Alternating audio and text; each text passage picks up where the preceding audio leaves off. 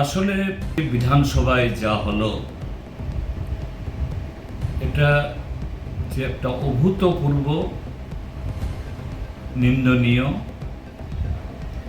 এবং বলা যেতে পারে ত্রিপুরা বিধানসভার ইতিহাসে এরকম একটা কলঙ্কময় অধ্যায় খুব কম দেখা গেছে। আজকে এই সপ্তম অধিবেশনের দ্বিতীয় দিন, 2025-26 ইংরাজির বাজেট গত শুক্রবার পেশ হয়েছে। প্রথা অনুযায়ী আমি বিরোধী দল নেতা, বাজেট নিয়ে আলোচনা বিরোধী দল নেতাকে শুরু করতে হয় এবং আমাদের এই বিধানসভার যে ঐতিহ্য, শুধু আজকে আমরা বামপন্থীরা বিরোধী দলে আছি যে আমরা এসে নয়, একদম বহু আগে থেকেই এখানে কংগ্রেস যখন বিরোধী আসনে ছিল দীর্ঘ 35 বছর, কখনো তাদের সংখ্যা 8 জন, 9 জন, 10 জন, 11 জন বা একটু বেশি, বিরোধী দল নেতা তিনি কম করে 1 ঘন্টা কথা বলেন। কারণ বাজেট তো বলা হয় হাউসিস অফ দি অপোজিশন। সরকারের ভুল ত্রুটি যদি বিধানসভাতে বিরোধীরা তুলে না ধরে, কে তুলবে?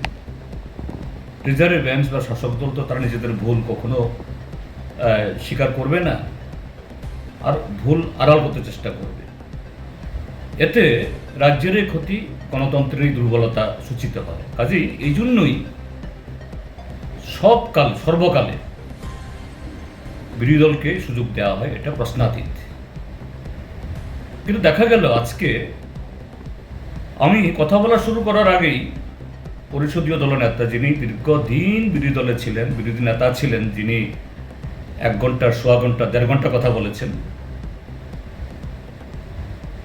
তারা যখন বিরোধী ছিলেন, তিনি বলছেন যে 35 মিনিটের বেশি কথা বলতে পারেন, তিনি ঠিক করে দিচ্ছেন। আরে তিনি কে? স্পিকার না হয় তার চেয়ার থেকে কথা বলতে পারেন, এটা নিয়ে আলোচনা হবে। যাই হোক, আমি কথা শুরু করলাম। আমি কথা বলার পর 25-30 মিনিট যেতে না যেতেই, যেটা হয় না সাধারণত, যদি বিধানসভাতে কোনো সদস্য যদি কোনো ভুল বলে থাকেন, এটা জেনারেল ডিসকাশন, সাধারণ আলোচনা, আমার বক্তব্যের প্রতিবাদ হবে, ব্যাখ্যা হবে, কিন্তু পয়েন্ট অফ অর্ডার দিয়ে আমাকে আটকে দেওয়া,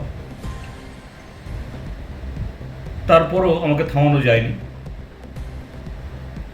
যে যুক্তি সানিয়ে যখন কথা বলছি, কথা টিকাতে পারছে না,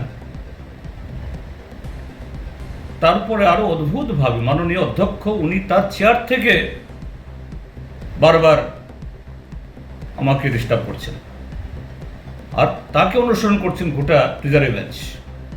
কেন? আমি তো কোনো সেরকম অসংসদীয় শব্দ চয়ন করিনি। সরকার পদত্যাগ করতে হবে এ কথাও বলিনি। আমি বলেছি যে এই বাজেটের ভুল ত্রুটি কোন জায়গাগুলোতে, কেন এই বাজেট এই ত্রিপুরা রাজ্যের এই শ্রমিক, কৃষক, খাতমজুর, দিনমজুর, কর্মসংস্থান প্রার্থী, চাকরির প্রার্থী যুবকদের, তাদের জন্য এটা কোনো ধরনের যে আশার আলো দেখাতে পারছে না। সেই জায়গাতে জনগণের যে আকুতি, ত্রিপুরা রাজ্যের মাঠে ময়দানে মানুষের যা বক্তব্য,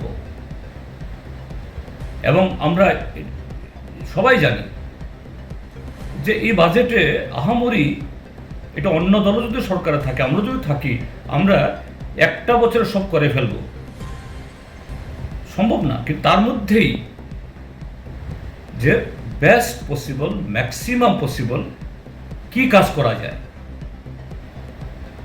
সেই যুক্তিগুলো গঠনমূলকভাবে তুলে ধরছি, যে সরকার যেন একটু সহনশীল হয়, সংবেদনশীল হয়, এগুলো নিয়ে একটু ভাবেন। এবং বাজেট তো পেশ হবেই, তারা সংখ্যাগরিষ্ঠ, পাশ হবেই। তারা এতে কোনো সংশোধন আনা যায় কিনা, এখন হোক বা পরে হোক, তারপর তারা যোগ বিয়োগ অঙ্ক দেখিয়ে এবং নানা শব্দ চয়নের মধ্য দিয়ে ছলাকলা করে যে সমস্ত জিনিস মানুষকে ভুল বোঝার চেষ্টা করছেন, আমি এগুলো ভেঙে দিচ্ছি। এই তো শুরু হয়ে গেল। একটা সময়ে বলছে যে আমার জাত তলে কথা বলছে, তারপরে বলছে আঙ্গুল দেখিয়ে যে সারা ত্রিপুরাজ্যের মধ্যে মাঠে ময়দানে নামতে দিইনি, এবার মেলার মাঠ অফিসে এখান থেকে তা বেরোতে না পারে এ করে রাখবো।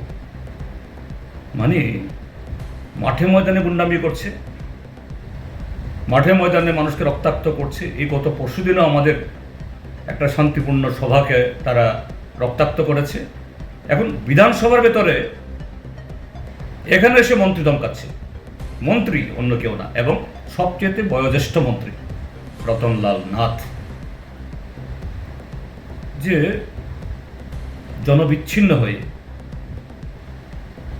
এই রাজ্যের গণতন্ত্রকে খতম করে এই হাজার হাজার শূন্য পদ পূরণ করতে পারছো না। কেন তোমরা 200 দিনের রেগার কাজ দেবে বলেছে, আজকে 50 দিন হয় না?